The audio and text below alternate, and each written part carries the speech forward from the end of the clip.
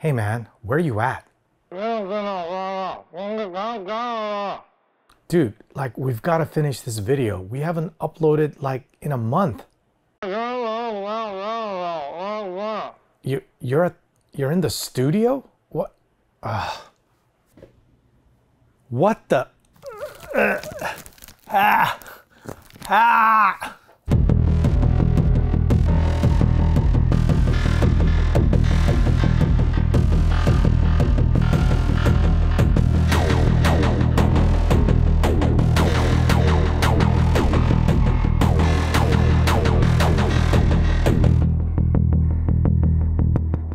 So inflation is quite real and it may be here with us for some time.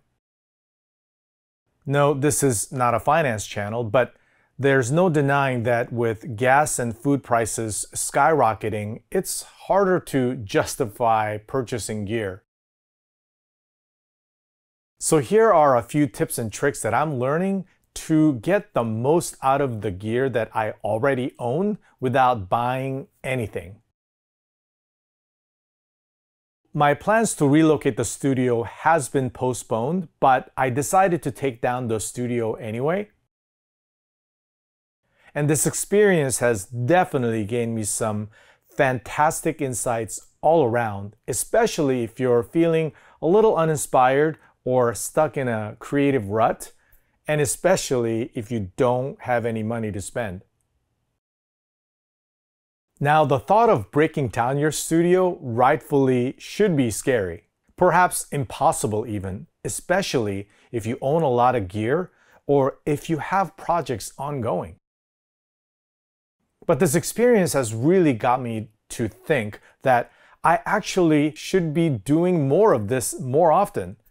Think of it like a regular doctor's checkup or a car maintenance.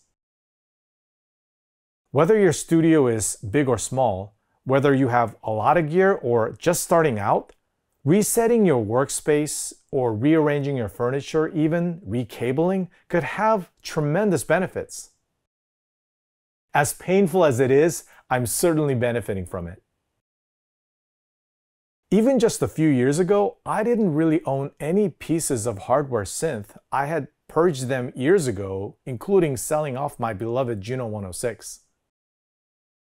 But now, while it all still ends up on the computer, Eurorack modules and external sound sources have become the heart of all my creative endeavors, and so my workflow has radically changed.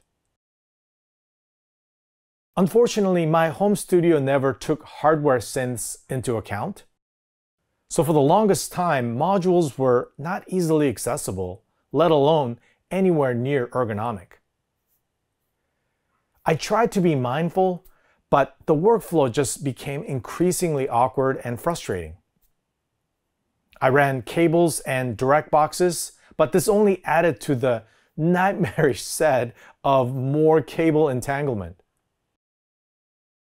But as painful as it was, I dismounted all my modules and set them aside and took a long look at all my skiffs. Then I evaluated super carefully as to where they should go in the context of this new overall studio layout and mocked them up and then remounted them. It's not 100% complete with power supplies and some room treatments still being worked on. Now, when I step into the room, I'm really starting to feel a whole lot more inspired and ready to get to work. Okay, let me show you guys something here. Okay, so these are essentially tote boxes full of just random cables that were left over after the teardown. Like, where did they all come from? Because I put the studio back together. Over the years, as I was making minor small changes to the studio, these were orphaned cables that were left over, taking up space. I mean, there are hundreds of these cables. By tearing down and rebuilding, my workspace has become way less cluttered and much more streamlined. A little tip I learned from a professional organizer. You really want to move everything out of the room you're organizing and then bring in one thing at a time, surveying it and being as thoughtful as you can. And as I did this, I began to see that I had a bunch of extra gear that clearly were redundant and needed to be consolidated. For example, I have these small sub-mixers, including a very pricey SSL6 mixer that I simply didn't need anymore thanks to all of this streamlining. So I went online and sold it and pocketed a nice chunk of change. So not only the teardown cost me no money, it actually made me money.